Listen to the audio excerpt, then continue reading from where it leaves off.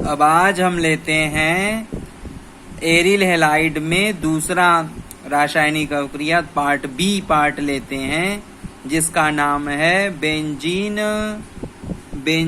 नाभिक की अभिक्रियाएं। तो बेंजीन नाभिक की अभिक्रियाओं में है इलेक्ट्रॉन स्नेही प्रतिस्थापन अभिक्रिया।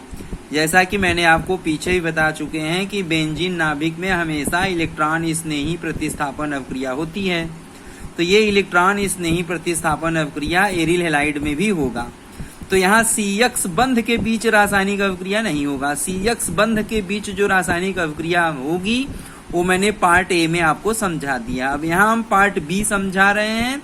तो पार्ट बी में रिंग के अंदर, किसके अंदर? रिंग के अंदर अभिक्रिया जो होगी वो अभिक्रिया आपको समझा रहे हैं। तो रिंग के अंदर कौन सी अभिक्रिया होती है? इलेक्ट्रॉन स्नेही प्रतिस्थापन अभिक्रिया होती है।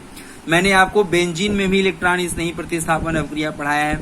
मैंने आपको क्रियाविधि के चैप्टर में बताया है कि इलेक्ट्रॉन स्नेही अभिक्रिया हमेशा एरोमेटिक हाइड्रोकार्बनों में होता है। किसमें होता है? एरोमेटिक हाइड्रोकार्बन, जैसे एरोमेटिक यौगिकों में होता है। हाइड्रोकार्बन जैसे बेंजीन कह लीजिए हाइड्रोकार्बन है, लेकिन हम एरोमेटिक यौगिक की बात कर रहे हैं। तो इलेक्ट्रॉन स्नेही प्रतिस्थापन अभिक्रिया एरोमेटिक हाइड्रोकार्बनों में और एरोमेटिक यौगिकों में पाया जाता है। तो एरोमेटिक यौगिक जैसे बेंजीन है, क्लोरोबेंजीन है, ब्रोमोबेंजीन है, आइडोबेंजीन है, फ्लोरोबेंजीन है, फिनाल है, नाइट्रोबेंजीन है, बेंजोइक एसिड है, बेंजल्डिहाइड है, एनिलीन है, फेनिलेमीन है। तो बहुत से प्रकार के एरोमेटिक यौगिक हैं। सब में इलेक्ट्रॉन स्नेही प्रतिस्थापन अभिक्रिया ही होती है। तो यहाँ एरिल हैलाइड हमने लिया है। एरिल हैलाइड का हमारा चल रहा है रासायनिक गुण। तो एरिल हैलाइड में भी रिंग के अंदर, किसके अंदर? रिंग के अंदर हमारा कौन सी क्रिया होगी? इलेक्ट्रॉन स्नेही प्रतिस्थापन अभिक्रिया होगी। तो इलेक्ट्रॉन स्नेही प्रतिस्थापन अभिक्रिया किसे कहते हैं? एक बार परिभाषा फिर से सुन लीजिए। ऐसी रासायनिक अभिक्रिया जिसमें इलेक्ट्रॉन स्नेही समूह अभिकारक में प्रतिस्थापित होकर उत्पाद का निर्माण करता है, इलेक्ट्रॉन स्नेही प्रतिस्थापन अभिक्रिया कहलाता है। अब इलेक्ट्रॉन स्नेही प्रतिस्थापन अभिक्रिया का उदाहरण कितना है? तो बहुत सा उदाहरण मैंने आपको सिखाया है। आज यहाँ फिर भी मैं नाम ले रहा हूँ। पहला उदाहरण है हैलोजनीकरण, दूसरा है नाइट्रीकरण, तीसरा है सल्फोनीकरण, चौथा है फ्रीडल-क्राफ्ट अभिक्रिया, फ्रीडल-क्राफ्ट एल्काइलेशन, एसाइलेशन अभिक्रिया। तो इलेक्ट्रॉन स्नेही प्रतिस्थापन अभिक्रिया का बहुत सा उदाहरण मैंने आपको क्रियाविधि के चैप्टर में पढ़ाया है। फिर भी यहाँ पर मैं बारी बारी से लूंगा, बारी बारी से समझाऊंगा, क्योंकि बहुत से लोग उसको नहीं पढ़े होंगे तो फिर से जान जाएंगे। तो हमारे पास है पहला उदाहरण हम लेंगे हैलोजनीकरण। तो हैलोजनीकरण एक प्रकार का यहाँ पर एरिल हैलाइड में इलेक्ट्रॉन स्नेही प्रतिस्थापन अभिक्रिया के अंतर्गत आता है। तो इलेक्ट्रॉन स्नेही प्रतिस्थापन अभिक्रिया के अंतर्गत पहला हेडिंग है हैलोजनीकरण। तो हैलोजनीकरण में मैंने यहाँ उदाहरण क्लोरोबेंजीन ले रखा है। आप कोई भी ले सकते हैं। आप हैलोबेंजीन के अंतर्गत क्लोरोबेंजीन ही नहीं, जैसे हमने यहाँ पर क्या ले रखा है? हमने यहाँ पर ले रखा है क्लोरोबेंजीन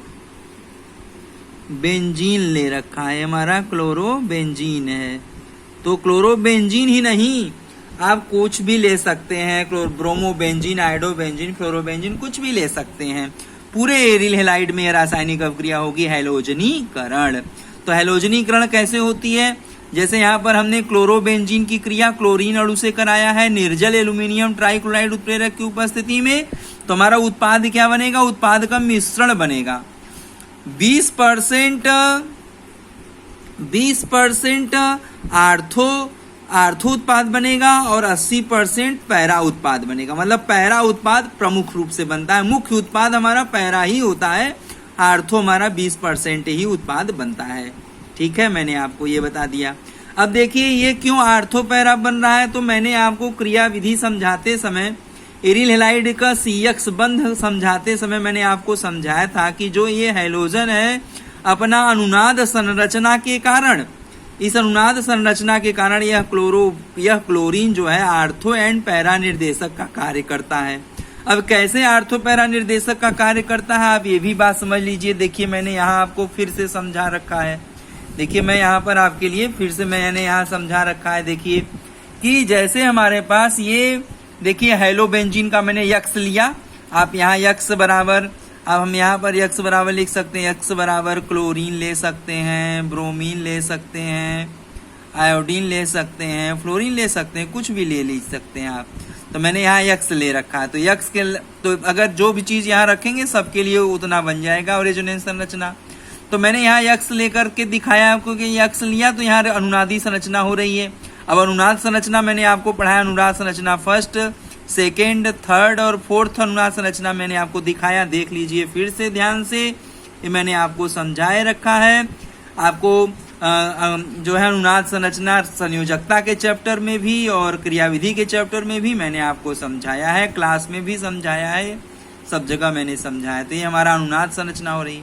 अभी इस अनुनाद संरचना से यह बात स्पष्ट हो रहा है कि यह ऋण चार्ज आप देख रहे हैं, डेल्टा ऋण चार्ज यहाँ पार्शियल रूप से ऋण चार्ज यहाँ उत्पन्न हो रहा है, फिर यहाँ उत्पन्न हो रहा है, फिर यहाँ उत्पन्न हो रहा है। अनुनाद से देखिए एक बार ऋण चार्ज यहाँ उत्पन्न हुआ, एक बार ऋण चार्ज यहाँ उत्पन्न हुआ, फिर एक बार ऋण चार्ज यहाँ उत्पन्न हुआ।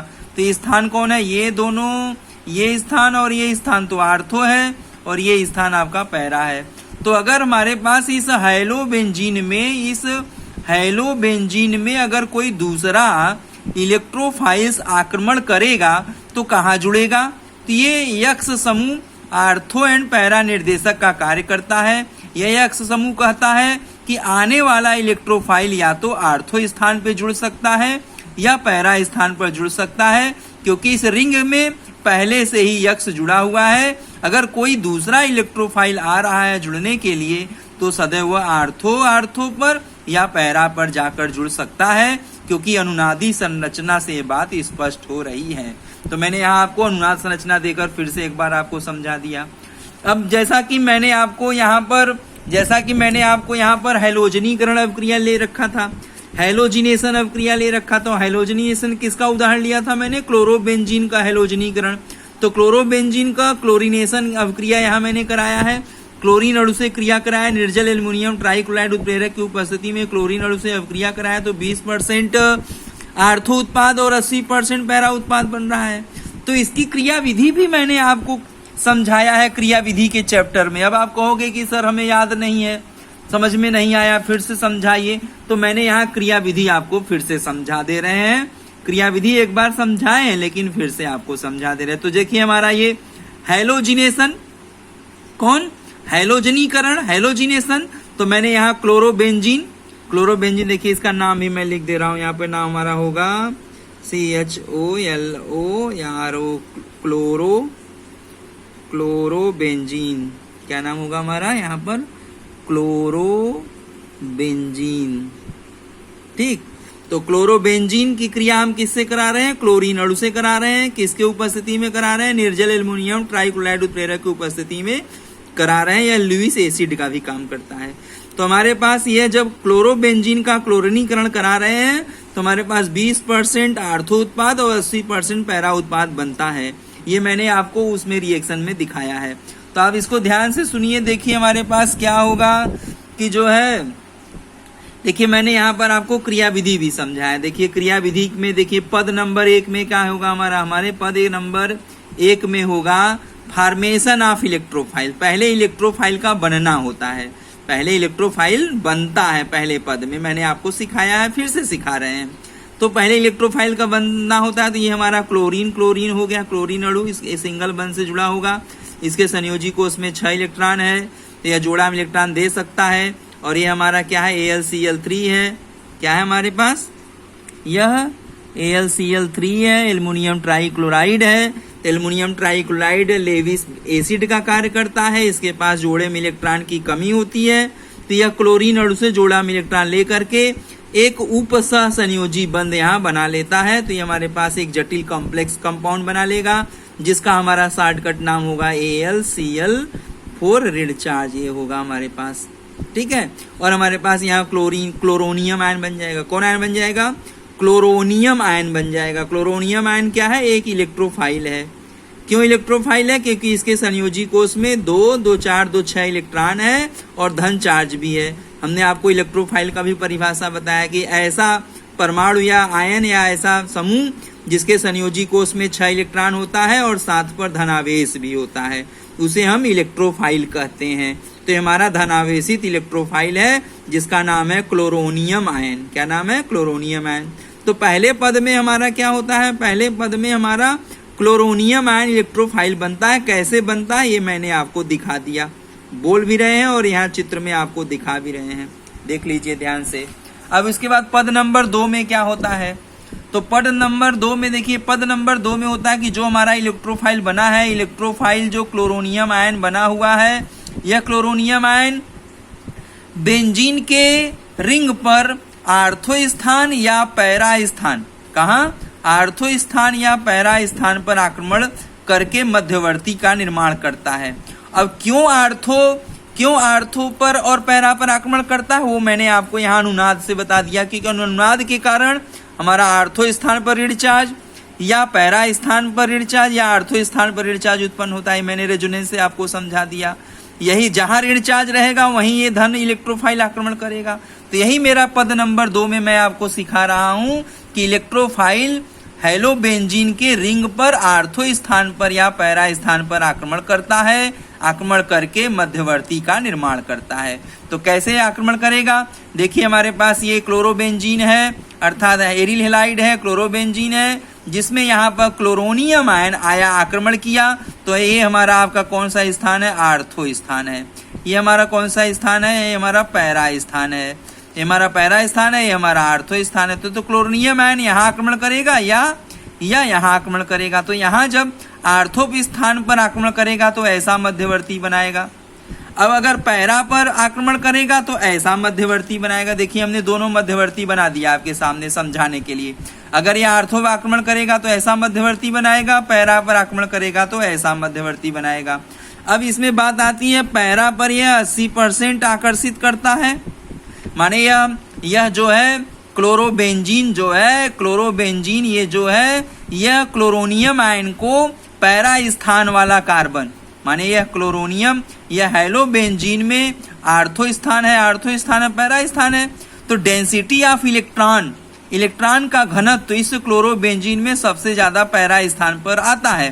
तो पैरा स्थान वाला इस क्लोरोनियम आयन को कितना 80% आकर्षित करता है, जबकि आर्थो वाला इसको कितना परसेंट आकर्षित करता है? 20% आकर्षित करता है। कितना आकर्षित करता है? 20% आकर्षित करता है। कितना आकर्षित करता है? सिर्फ 20% आकर्षित करता है। ठीक है, तो यहाँ डेंसिटी ऑफ इलेक्ट्रॉन इसके तुलना में पैरा के स्थान पर यहाँ आर्थो पर कम है, इसलिए इलेक्ट्रोफाइल को कम आकर्षित कर रहा है, इसलिए यहाँ 20% मध्यवर्ती बनेगा और यहाँ 80% मध्यवर्ती बनेगा। ठीक है, तो हमारे पास 2 प्रकार का मध्यवर्ती बनता है। तो तीसरे जो मैंने आपको यहाँ पर समझा दिया, ये देखिए जो है यहाँ पर आक्रमण करेगा तो ऐसा मध्यवर्ती बनाएगा, यहाँ पर आक्रमण करेगा तो ऐसा मध्यवर्ती बनाएगा। अब तीसरे पद में क्या होता है? तो तीसरे पद में प्रोटॉन निकलकर उत्पाद का निर्माण कर देगा। प्रोटॉन निकलकर उत्पाद का निर्माण कर देगा। तो देखिए कैसे उत्पाद निकलेगा। तो जो हमारे पास यहाँ मध्यवर्ती, जो हमारे पास पहले पद में यहाँ जो कॉम्प्लेक्स बना है AlCl4 जो कॉम्प्लेक्स बना है, यह यहाँ आता है जो है तीसरे पद में और प्रोटॉन को अपनी ओर आकर्षित कर लेता है। तो जब प्रोटॉन को अपनी ओर आकर्षित कर लेता है तो ये सिग्मा कॉम्प्लेक्स जो बंध है, सिग्मा कॉम्प्लेक्स जो बंध है यहाँ पर मध्यवर्ती है, तो ये बंध अपना, ये बंध यहाँ देखिए सिग्मा सिग्मा हो गया। देखो सिग्मा सिग्मा सिग्मा, तो सिग्मा कॉम्प्लेक्स मध्यवर्ती हो गया। तो यहाँ सिग्मा सिग्मा सिग्मा, तो इसको क्या कहते हैं? सिग्मा बंध, सिग्मा कॉम्प्लेक्स मध्यवर्ती। तो सिग्मा कॉम्प्लेक्स मध्यवर्ती में जब AlCl4 आता है तो प्रोटॉन को आकर्षित कर लेता है और यह बंध अपनी तरफ अंदर तरफ रिंग के अंदर खींच के चला जाता है और फिर से यहाँ पर बंध का निर्माण हो जाता है। तो प्रोटॉन यहाँ से क्या हुआ? निकल गया। तो प्रोटॉन निकल जाता है तो हमारा आर्थो उत्पाद 20% बन जाता है और यह H और इसमें से एक ठो क्लोरीन लेकर HCl निकल जाएगा और हमारा जो उत्प्रेरक है AlCl3 उत्प्रेरक अपने पूर्व अवस्था में बाहर चला जाएगा। तो उत्प्रेरक में के अंदर कोई परिवर्तन तो होता नहीं, मैंने आपको सिखाया है। देखिए ये बनता है। और यदि ये तो आर्थो का है, अगर हमारे पास ये देखिए ये पैरा वाला है, ये कौन सा है? जब हमारे पास इस प्रकार का, जब हमारे पास क्लोरोनियम आयन पैरा स्थान पर आक्रमण करेगा तो ऐसा मध्यवर्ती बनाएगा, 80% मध्यवर्ती बनाएगा। तो ये वाला मध्यवर्ती, पैरा स्थान वाला मध्यवर्ती इस कॉम्प्लेक्स में आएगा, AlCl4 आएगा और प्रोटॉन को आकर्षित कर लेगा। तो हमारा उत्पाद कैसा बनेगा, ये उत्पाद बन जाएगा और H निकल करके यहाँ का H इसके साथ इसके क्लोरीन के साथ मिल करके HCl बना लेगा और यहाँ पर भी AlCl3 उत्प्रेरक अपने पूर्वावस्था में बाहर चला जाएगा। तो हमारे पास ये उत्पाद बन जाएगा कौन सा, 80% पैरा उत्पाद का निर्माण हो जाएगा, 80% पैरा उत्पाद का निर्माण हो जाता है। तो ये तो हमारा हुआ क्रिया विधि। तो हमने आपको क्रिया विधि से भी आपको समझा दिया कि क्रिया विधि हमारे पास कैसी होती है, जो है हैलोजनीकरण। तो किसका मैंने क्रिया विधि समझाया आपको, हैलोजिनेशन। एरिल हैलाइड में, ये एरिल हैलाइड है, एरिल हैलाइड में मैंने एक उदाहरण लिया क्लोरोबेंजीन का। तो क्लोरोबेंजीन में हैलोजनीकरण कैसे होता है, हैलोजिनेशन कैसे होता है, अनुनाद से बता दिया कि ये आर्थो एंड पैरा निर्देशक का कार्य करता है, इसलिए आने वाला इलेक्ट्रोफाइल आर्थो पर या पैरा पर ही जुड़ता है। आर्थो पर 20% जुड़ता है, पैरा पर 80% जुड़ता है। तो हमारा इस रासायनिक अवक्रिया को हम एरिल हैलाइड का हैलोजिनेशन अवक्रिया कहते हैं, हैलोजनीकरण अवक्रिया कहते हैं। तो हमारे पास एरिल हैलाइड में हैलोजिनेशन अवक्रिया ये हो गई। अब उसकी क्रिया विधि कैसी होती है, तो हमने आपको बारी बारी से क्रिया विधि भी समझा दिया। पद नंबर 1 फॉर्मेशन ऑफ इलेक्ट्रोफाइल, पद नंबर 2 इलेक्ट्रोफाइल का बेंजीन रिंग पर आक्रमण करके कैसे आर्थो पर आक्रमण करेगा तो ऐसा मध्यवर्ती बनाएगा, पैरा पर आक्रमण करेगा तो ऐसा मध्यवर्ती बनाएगा। फिर तीसरे पद में मैंने आपको दिखा दिया प्रोटॉन निकलकर कैसे उत्पाद का निर्माण होता है। तो ये हमारा हो गया हैलोजिनेशन, एरिल हैलाइड में हैलोजिनेशन, जिसमें मैंने क्लोरोबेंजीन का उदाहरण लेकर आपको बताया। आप ब्रोमोबेंजीन का भी कर सकते हैं, आयोडोबेंजीन का भी कर सकते हैं, किसी भी एरिल हैलाइड का हैलोजनीकरण आप कर सकते हैं बड़े आराम से। बस केवल फ्लोरिनेशन नहीं होगा, फ्लोरिनेशन में विस्फोट करता है, इसलिए वो अवक्रिया कम से कम कराते हैं। बाकी आप किसी भी एरिल हैलाइड में हैलोजनीकरण कर सकते हैं। तो ये हमारा हुआ पहला एग्जाम्पल जो है, जो मैंने आपको पढ़ाया। बी पार्ट में बेंजीन नाभिक की अवक्रिया में इलेक्ट्रॉन स्नेही प्रतिस्थापन अवक्रिया, जिसमें मैंने पहला हेडिंग आपको पढ़ाया हैलोजनीकरण। तो हैलोजनीकरण में आपको मैंने एग्जाम्पल लिया क्लोरोबेंजीन का क्लोरीनीकरण कराया तो उत्पाद बना 20% आर्थो उत्पाद और 80% पैरा उत्पाद। कैसे बना उसकी क्रिया विधि तक मैंने समझा दिया, आपको अच्छे से समझा दिया। आप इसको ध्यान से सुनेंगे समझ में आ जाएगा। और दूसरा हमारा होगा नाइट्रीकरण, दूसरा हेडिंग होगा नाइट्रीकरण। तो नाइट्रीकरण हम अगले नेक्स्ट ऑडियो में आपको समझाएंगे, नेक्स्ट वीडियो में समझाएंगे। वैसे मैंने आपको क्रिया विधि के चैप्टर में नाइट्रीकरण की क्रिया विधि समझाया है। इलेक्ट्रॉन स्नेही प्रतिस्थापन अवक्रिया में नाइट्रीकरण अवक्रिया भी एक प्रकार का इलेक्ट्रॉन स्नेही प्रतिस्थापन अवक्रिया के अंतर्गत आता है। वह भी बात मैंने क्रिया विधि के चैप्टर में आपको समझाया है। तो यहाँ क्लोरीन हमारा आर्थो एंड पैरा निर्देशक का कार्य करेगा, और जब हम नाइट्रीकरण कराएंगे तो NO2 समूह, नाइट्रो समूह आर्थो एंड पैरा स्थान पर, आर्थो और पैरा स्थान पर जुड़ करके उत्पाद का निर्माण करेगा।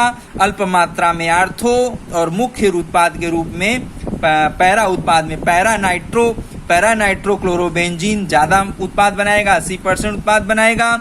और आर्थो नाइट्रो क्लोरोबेंजीन कम मात्रा में, अल्प मात्रा में उत्पाद बनाएगा, 20% उत्पाद बनाएगा। तो ये हमारा है नाइट्रीकरण। क्लोरोबेंजीन का सांद्र नाइट्रिक अम्ल की उपस्थिति में सांद्र सल्फ्यूरिक अम्ल के उपस्थिति में 60 से 70 डिग्री सेल्सियस ताप पर क्लोरोबेंजीन का जब हम नाइट्रीकरण करते हैं तो हमारा जो है nitrochlorobenzene, ortho nitrochlorobenzene, para nitrochlorobenzene का उत्पाद बनता है। इसकी भी क्रिया विधि हैलोजनीकरण में जैसे क्रिया विधि बताया है वैसे इसकी भी क्रिया विधि होगी। पहले पद में होगा फॉर्मेशन ऑफ इलेक्ट्रोफाइल, तो वहां NO2 इलेक्ट्रोफाइल का निर्माण होगा। दूसरे पद में होगा NO2 इलेक्ट्रोफाइल का रिंग पर आक्रमण करके आर्थो पर आक्रमण करेगा तो आर्थो का मध्यवर्ती बनाएगा, पैरा पर आक्रमण करेगा तो पैरा का मध्यवर्ती बनाएगा। और फिर तीसरे पद में प्रोटॉन निकलकर उत्पाद का निर्माण कर देगा। आर्थो नाइट्रो क्लोरोबेंजीन या पैरा नाइट्रो क्लोरोबेंजीन का निर्माण कर देगा। तो ये है हैलोजिनेशन। ये हमारे पास है बेंजीन नाभिक की अवक्रिया के अंतर्गत। दूसरा हेडिंग है नाइट्रीकरण। इसकी क्रिया विधि के बारे में हम लिख करके अगले ऑडियो में आपको अगले वीडियो में समझाएंगे। आज के लिए बस इतना ही। आज मैंने पूर्ण रूप से आपको हैलोजनीकरण समझाया है, थोड़ा बहुत नाइट्रीकरण के बारे में भी बता दिया है। आप अगर करेंगे कुछ प्रैक्टिस अपने से करते रहिए, कल के डेट में हम और आपको बताएंगे। तो आज के लिए बस इतना ही। आप देखिए, इसको रोक करके आप नोट्स भी बना सकते हैं। मैंने यहाँ स्थिर कर दिया है। ऐसे वीडियो को रोकेंगे तो ये नोट्स आपका बन जाएगा। देखिए ये हो गया हमारे पास। एक हमारे पास देखिए यहाँ, ये तो हैलोजनीकरण का हो गया। अब हमारे पास दूसरा है, ये इसकी क्रियाविधि कैसे होगी। क्रियाविधि का देखिए आप रोक कर बना लीजिएगा। ये हो गया। फिर ये कैसे होगा हैलोजिनेशन में, देखो ये कैसे होगा। ठीक है। फिर उसके बाद मेरा ये देखिए दूसरा पद कैसे होगा। दूसरे पद को रोक के लिख लोगे। ठीक है। फिर हमारे पास ये तीसरे पद में कैसे होगा, ये भी आप रोक के वीडियो अपना लिख लीजिएगा। तो ठीक है, आज के लिए बस इतना ही। धन्यवाद।